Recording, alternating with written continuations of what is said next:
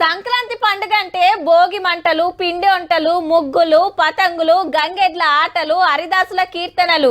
ఇది గిట్ల పెద్ద పండుగ కాబట్టి గట్టిగానే ఉంటది. ఖర్చేమన్నా తక్కువనా?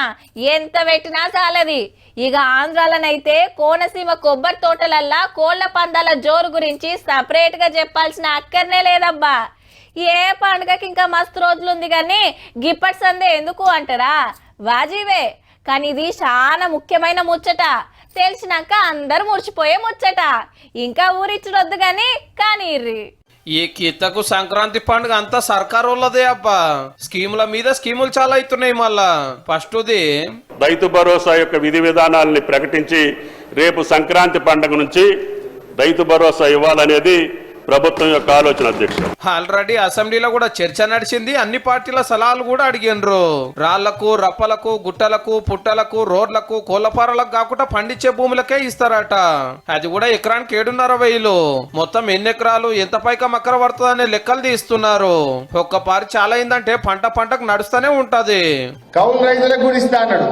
ఇప్పుడు వ్యవసాయ మంత్రి అడిగితే మాకు సంబంధం లేదు, అది రైతు కౌలు రైతు చూసుకోవాలని. ఇక రెండోది కొత్త రేషన్ కార్డులు. సంక్రాంతి తర్వాత ఈ process of issue of ration cards we will begin. ఏందక్కో 10 లక్షల కొత్త కోపిన్ కార్డులు ఇచ్చే కార్యము ఏళ్ళకెళ్ళి ఏటింగ్ చేస్తున్నారు. మళ్ళా పెళ్లిలై పిల్లలు బడికి పోతున్నా ఏరువాడి ఎన్నో ఏండ్లైనా కార్డులు లేనోళ్లకు ఇప్పుడు వస్తాయి. ఇక అంతేకాదు సంక్రాంతికి వెళ్ళే సన్న బియ్యము, దొడ్డు బియ్యం ఎవరు తింటలేరు, బయట అమ్ముకుంటున్నారని గవర్నమెంట్ గుర్తుపట్టి ఇక సన్నయ్య ఇయ్యాలని డిసైడ్ చేసింది.